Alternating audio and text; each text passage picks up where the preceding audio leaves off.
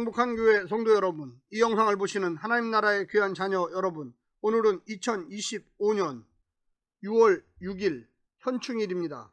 오늘 매일 성경 본문에서는 유다의 바벨론 유배와 귀환 사건은 하나님의 심판과 은혜를 상기시킵니다. 유다는 죄를 지어 하나님의 심판 아래 바벨론 포로로 잡혀갔습니다. 그러나 하나님과의 약속과 그의 국률하심에 힘입어 다시 본국으로 돌아올 수 있었습니다. 이스라엘 자손과 성전 종사자 자손 일부는 예루살렘에 정착했습니다. 저자는 예루살렘 정착자 명단을 기록하여 이들의 수고와 헌신을 칭찬하며 유대 공동체가 예루살렘과 성전 중심으로 여호와를 섬기는 민족으로 회복되기를 고대합니다. 오늘 본문을 나누어 보겠습니다. 역대상 9장 1절 이스라엘 족보의 결론과 포로기 2절 포로 귀환 3절부터 34절 예루살렘 정착자들 일반 백성의 우두머리들 제사장들 레위인들 문지기들과 결론. 오늘 본문 역대상 9장 1절부터 34절의 말씀을 듣고 다시 오겠습니다. 역대상 9장 온 이스라엘이 그 계보대로 계수되어 그들은 이스라엘 왕조실록에 기록되니라. 유다가 범죄함으로 말미암아 바벨론으로 사로잡혀 갔더니 그들이 땅 안에 있는 성읍에 처음으로 거주한 이스라엘 사람들은 제사장들과 레위 사람들과 느비딤 사람들이라. 유다 자손과 베냐민 자손과 에브라임과 므낫세 자손 중에서 예루살렘에 거주한 자는 유다의 아들 베레스 자손 중에 우대이니 그는 암미우스의 아들이요 오므리의 손자요 이므리의 증손이요 바니의 현손이며 실로 사람 중에서는 맏아들 아사야와 그의 아들들이요 세라 자손 중에서는 여우엘과 그 형제 690명이요 베냐민 자손 중에서는 하스누아의 증손 호다위아의 손자 무술람의 아들 살루요 여로함의 아들 이브니아와 미그리의 손자 우시의 아들 엘라요 이브니아의 증손 루엘의 손자 스바디아의 아들 무술람이요 또 그의 형제들이라. 그들의 계보대로 계수하면 956명이니 다 종족의 가문의 우두머리들이더라. 제사장 중에서는 여다야와 여호라립과 야긴과 하나님의 성전을 맡은 자 아사랴이니 그는 힐기야의 아들이요 무술람의 손자요 사독의 증손이요 무라요스의 현손이요 아히두베의 오대손이며 또 아다야이니 그는 여로함의 아들이요 바스올의 손자요 말기야의 증손이며 또 마아세니 그는 아디엘의 아들이요 야세라의 손자요 무술람의 증손이요 무실레밋의 현손이요 임멜의 오대손이며 또 그의 형제들이니 종족의 가문의 우두머리라. 하나님의 성전의 임무를 수행할 힘있는 자는 모두 1760명이더라.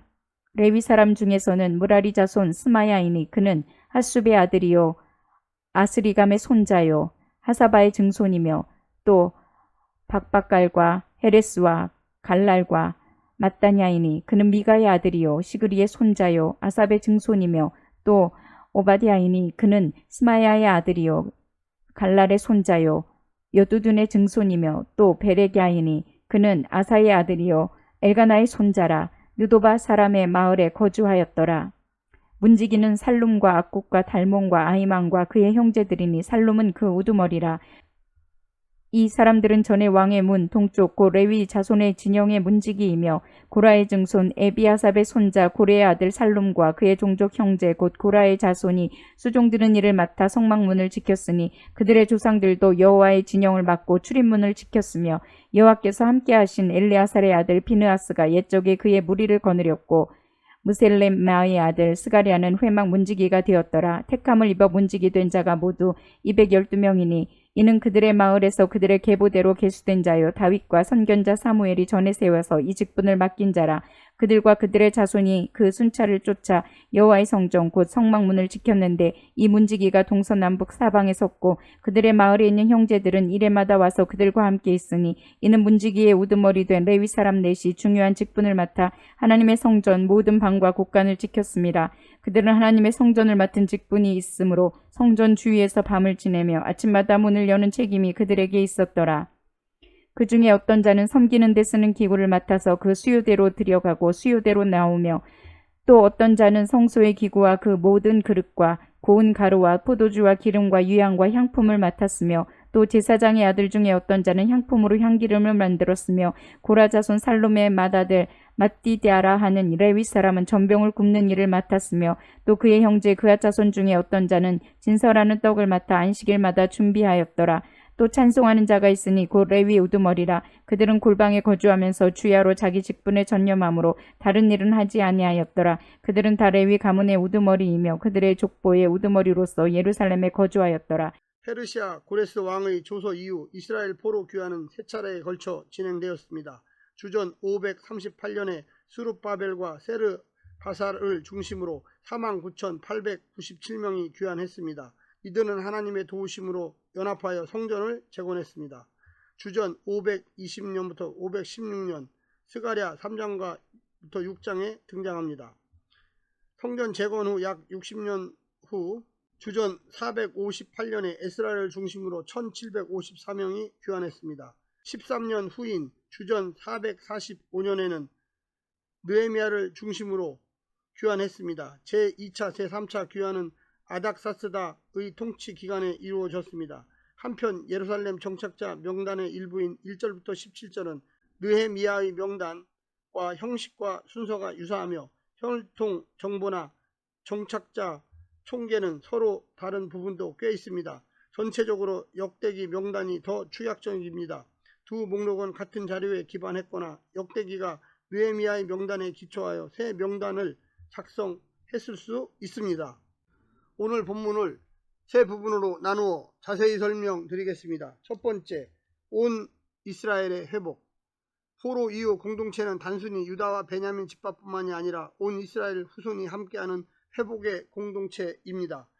역대기 저자는 이스라엘의 역사를 기록할 때 유다와 베냐민 집합뿐만 아니라 온 이스라엘을 포함함으로써 포로기 이후의 회복이 특정 지파에 국한되지 않고 하나님 전체 백성이 함께 회복임을 강조합니다. 포로가 된 것은 하나님의 심판이었지만 하나님께서는 여전히 그 백성을 기억하고 계시며 그들에게 회복의 은혜를 베푸셨습니다. 때때로 우리는 죄로 인해 하나님과 멀어지지만 하나님께서는 우리를 다시 세우시고 회복시키는 분임을 기억해야만 합니다. 두 번째는 신앙 공동체의 회복. 예루살렘으로 돌아온 사람들의 명단은 하나님의 언약 백성이 다시 하나님과의 관계를 회복하는 과정을 보여줍니다. 예루살렘은 바벨론 포로기 동안 파괴되고 공동체가 흩어졌지만 하나님의 은혜로 백성들이 다시 돌아와 그곳에 신앙 공동체를 세우기 시작했습니다. 바벨론 포로기는 단순한 국가적 비극이 아니라 이스라엘이 하나님의 뜻을 떠났을 때 어떤 결과가 나타나는지를 보여주는 경고이자 연단의 과정이었습니다. 교회는 단순히 건물이 아니라 하나님의 백성이 모여 하나님의 뜻을 이루기 위해 부름받은 신앙 공동체입니다. 건물이나 프로그램을 추구하는 것이 아니라 말씀을 묵상하고 하나님의 뜻을 발견하여 그 뜻에 따르는 그리스도인이 되어야만 합니다. 마지막 세 번째는 성전의 회복. 제사장, 레위인, 성전 봉사자들이 명단에 기록된 것은 성전이 신앙 회복의 핵심이었음을 보여줍니다. 바벨론 포로기 동안 성전이 파괴되고 예배가 중단되었지만 귀환한 공동체는 다시 성전을 중심으로 하나님과의 관계를 회복하고자 했습니다. 성전이 다시 세워진다는 것은 하나님의 임재가 회복되고 백성들이 다시 하나님을 예배하며 하나님의 말씀을 따라 살아가는 공동체로 변화되는 과정입니다. 오늘날 교회 공동체에서도 예배와 찬양, 기도와 그에 따른 신앙의 실천이 회복되어야만 합니다. 단순한 행사가 아니라 하나님을 향한 참된 예배와 거룩한 삶이 중심되어야만 합니다. 교회의 본질은 하나님의 임재 안에 함께 모여 예배하는 곳에서 시작되어야만 합니다. 사랑하는 성도 여러분, 오늘 하루도 힘내시고요. 하나님의 놀라운 축복과 은혜가 늘 함께하기를 간절히 바랍니다. 샬롬.